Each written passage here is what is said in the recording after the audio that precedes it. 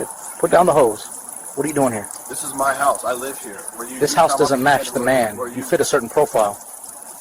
I'm the homeowner. I'm an attorney. Everything you just said is being recorded on your own camera. A black man is standing in his own backyard, watering his plants on a Saturday afternoon. He is wearing flip-flops, shorts, and an old college t-shirt. He has lived in this house for 11 years. He paid for it with money he earned putting criminals behind bars. Within the next 15 minutes, a police officer would show up without a warrant, accuse him of breaking into the property, make multiple racial comments caught on his own body cam, and demand he get on the ground with his hands behind his back. What this officer did not know was that the man he was about to try and arrest was one of the highest-ranking federal prosecutors in the entire state, and every single word the officer spoke was being recorded on that camera attached to his chest.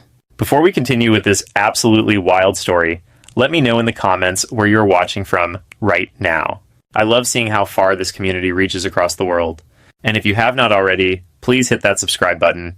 It takes less than 1 second and it helps bring you more stories just like this one. Trust me, you do not want to miss what happens next. Now let us get into this.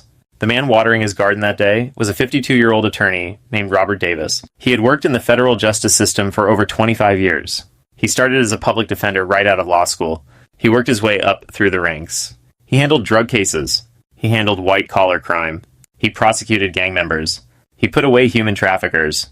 Eventually, he was appointed as a United States Attorney for the Eastern District. This is one of the most powerful legal positions you can hold below the Attorney General. He oversaw hundreds of cases a year. He commanded a team of over 60 prosecutors. And he answered directly to the Department of Justice in Washington. But on that Saturday afternoon, none of that mattered. Because to the police officer who walked into his backyard, Robert Davis was just a black man who did not look like he belonged in that neighborhood. The neighborhood where Robert lived was quiet. Most of the houses were large with nice lawns. The people who lived there were mostly white. There were doctors. There were business owners. There were retired executives. Robert was one of only 3 black families on the entire street. He had lived there since 2013. His neighbors knew him.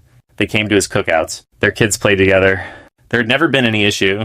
But that Saturday, a new resident had moved in a few houses down about 6 months earlier.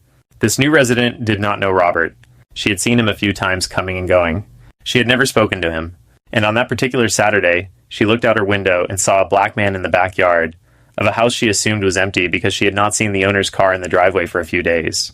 Robert's car was in the shop. He had been using a rental. The woman called the police. She told the dispatcher that there was a suspicious man in the backyard of her neighbor's home. She said he appeared to be looking through the windows and trying doors. This was completely false. Robert was watering his plants. He had not been near any window. He had not touched any door. But the call was made, and it was logged. And Officer Kevin Barnes was sent to respond. Officer Barnes had been on the force for 7 years. He had a mixed record. He had received multiple complaints in the past regarding his treatment of minorities during stops. None of those complaints had resulted in serious discipline. He had been given verbal warnings. He had been asked to attend a 2-day training session, but nothing more. When he received the call that afternoon, he drove to the address. He parked his patrol car in front of the house. He did not turn on his lights. He did not announce himself. He got out of the car and walked directly to the side gate of the property. The gate was unlocked. He opened it and walked into the backyard without permission. He did not have a warrant. He had not even knocked on the front door. This is where the body cam footage begins. The video shows Officer Barnes walking through the gate and moving along the side of the house. You can hear his footsteps on the gravel. You can hear birds chirping. It looks like any normal afternoon. Then he comes around the corner and sees Robert standing near a row of tomato plants with a garden hose in his hand. Robert looks up. He sees a police officer in his backyard. He is confused. He did not call the police. He has no idea why an officer is on his property. Officer Barnes immediately puts his hand on his holster. He does not draw his weapon, but he rests his hand there. He tells Robert to put down the hose. Robert looks at the hose. He looks at the officer. He slowly sets the hose on the ground.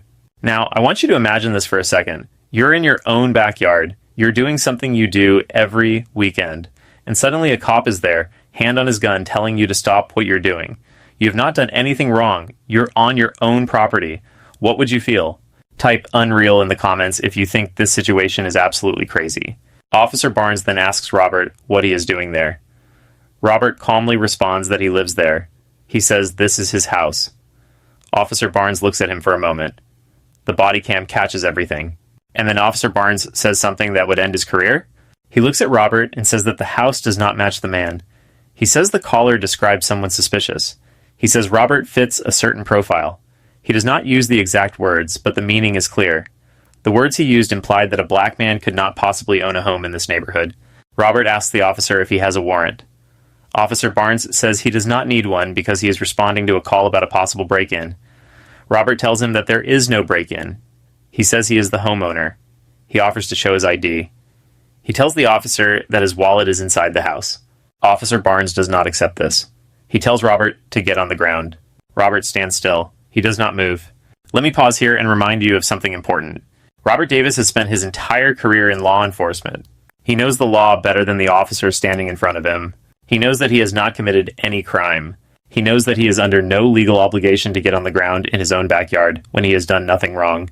But he also knows how these situations can go wrong. He has seen the cases. He has prosecuted them. So Robert stays calm. He keeps his hands visible. He speaks clearly. He tells the officer again that this is his home. He offers again to go get his ID. He explains that he is an attorney. He does not say exactly what kind of attorney, not yet. Officer Barnes does not care. He tells Robert that people like him always have a story. He tells him that the neighborhood watch has had issues before. He says the caller was very concerned.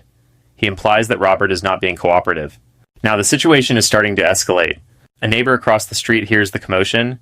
He looks out his window. He sees the police car. He sees the officer in Robert's backyard. This neighbor knows Robert very well. They have been friends for years. He rushes outside and runs over to the fence. The neighbor shouts to Officer Barnes that Robert lives there.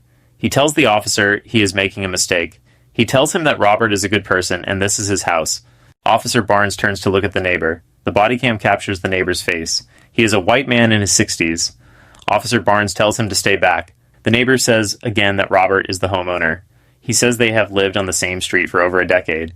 Officer Barnes hesitates, but he does not back down. He turns back to Robert and tells him he still needs to verify his identity. He says Robert will need to come with him to the front of the house. Robert agrees. He walks slowly with his hands still visible. Officer Barnes follows close behind. When they get to the front of the house, Robert reaches into his pocket slowly and pulls out his keys. He holds them up for the officer to see. He walks to the front door. He unlocks it. He pushes it open. He gestures for the officer to look inside. On the wall near the entrance, there are several framed photos. One of them shows Robert shaking hands with the governor. Another shows him at a Department of Justice event. There is a framed copy of his appointment letter to the position of United States Attorney. Officer Barnes looks at the photos. You can see his head turn on the body cam. He does not say anything for several seconds. Then Robert speaks. He tells the officer that he is the United States Attorney for the Eastern District. He tells him that he has been in this position for 4 years. He tells him that every single word the officer has said has been recorded on his own body cam. And he tells him that he will be filing a formal complaint before the end of the day. Officer Barnes does not respond. The body cam footage shows him standing completely still. His hand finally moves away from his holster. He takes a small step back. You can hear his breathing change. The silence lasts for almost 10 seconds. If you're still watching this, type "body cam never lies" in the comments. This footage is about to change everything. Robert then asks for the officer's badge number and name. Officer Barnes provides them. Robert asks if there is a supervisor on duty. Officer Barnes says yes. Robert tells him to call the supervisor to the scene immediately. Within 20 minutes, 2 more police vehicles arrive. The shift supervisor gets out. He walks up to Officer Barnes. They speak briefly. The supervisor then approaches Robert. You can see on the body cam that the supervisor's face goes pale when he realizes who he is speaking with. The supervisor apologizes. He asks if Robert is okay. He says he will personally review what happened. Robert tells him that he expects more than a personal review. He tells him that what happened was a violation of his rights. He tells him that the officer entered his property without a warrant, accused him of a crime he did not commit, made racially coded statements, and threatened to arrest him in his own backyard. The supervisor nods. He tells Officer Barnes to get back in his car. The officer leaves without saying another word. But this was only the beginning. Within 48 hours, the body cam footage was obtained through an internal review. Robert had requested it immediately after the incident. Once he reviewed the footage, he submitted a formal complaint to the police department's Internal Affairs Division. He also sent a copy to the mayor's office and the local NI Noijuli ACP chapter. The footage was damning, not just because of what Officer Barnes did, but because of what he said. Every word the officer spoke was captured. The implication that Robert did not belong. The phrase about fitting a certain profile. The dismissive comment about people like him always having a story. Each of these statements painted a clear picture of racial bias, and there was no way to spin it. The police department was forced to act quickly. First, Officer Barnes was placed on administrative leave. Then an investigation was opened. Investigators interviewed the neighbor who witnessed the incident. They interviewed the caller who made the original report. They pulled Officer Barnes's history and found the previous complaints. The public reaction was intense. People were outraged. How could this happen to a man who had dedicated his life to law enforcement? How could a police officer walk into someone's backyard without a warrant and treat them like a criminal because of their skin color? What would have happened if Robert had not stayed calm? What would have happened if there had been no witness? These questions echoed across social media. Activists used the case as an example of systemic problems in policing. Legal experts weighed in on whether Officer Barnes could face criminal charges. Some called for him to be fired immediately. Others said he should be prosecuted for civil rights violations. The pressure on the police department was enormous. Eventually, the investigation concluded. The findings were released in a public report. Officer Barnes was found to have violated department policy in multiple ways. He entered private property without a warrant or probable cause. He failed to de-escalate the situation. He used language that violated the department's code of conduct regarding discrimination. And he ignored statements from a credible witness who confirmed the homeowner's identity. The recommended punishment was severe. But here's where things get complicated. Firing a police officer is not as simple as it sounds. There are unions. There are contracts. There are due process rights. Even when an officer does something clearly wrong, the system makes it difficult to remove them entirely. In this case, the police union pushed back hard. They argued that Officer Barnes had responded to a legitimate call. They argued that he followed protocol by asking for identification. They argued that his language, while unfortunate, did not rise to the level of a fireable offense.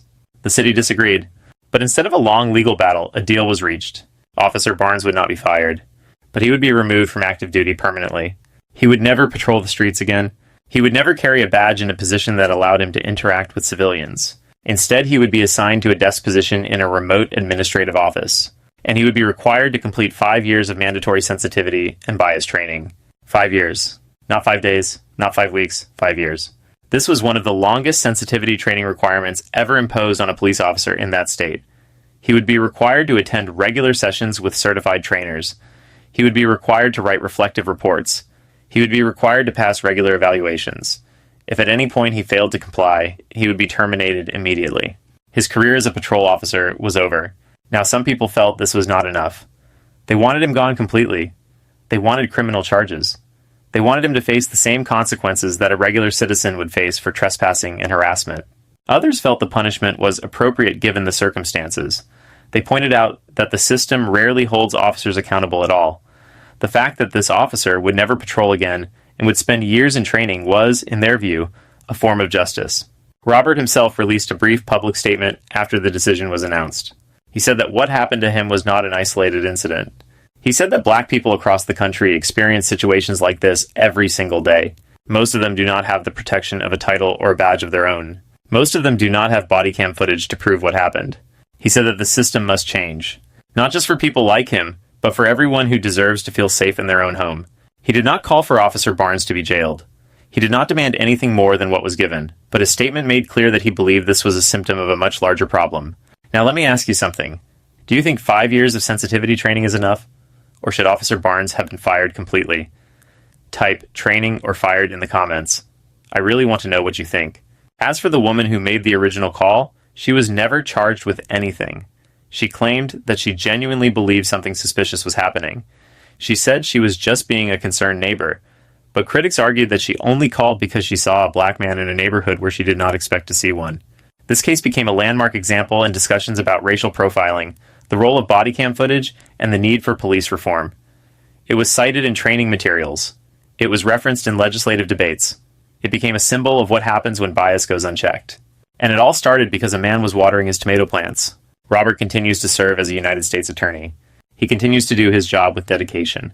But he has said in interviews that the experience changed him. It reminded him that no matter how high you rise, certain assumptions can still follow you. He uses his platform now to speak about reform. He talks to law enforcement agencies. He pushes for better training. He works to ensure that what happened to him does not happen to others. Officer Barnes completed his first year of sensitivity training in silence. There have been no public statements from him, no interviews, no apologies, just a quiet exit from the world of active policing into a small office where he will sit for the next 4 years, learning lessons he should have known from the start. Justice does not always look like handcuffs in prison cells. Sometimes it looks like a badge being taken away. Sometimes it looks like a career that ends not with a bang, but with a long, slow grind of training sessions and paperwork. But one thing remains true. The body cam never lied. It captured every word, every action, every moment of bias that could have been denied without proof. And because of that footage, a man who was treated like a criminal in his own backyard was able to prove what really happened. If you made it this far, thank you for staying with this story. If you found it powerful, please share it with someone who needs to see it, and if you have not subscribed yet, do it now. There are more stories like this one waiting for you. Stories that need to be told. Stories that need to be heard. Until next time.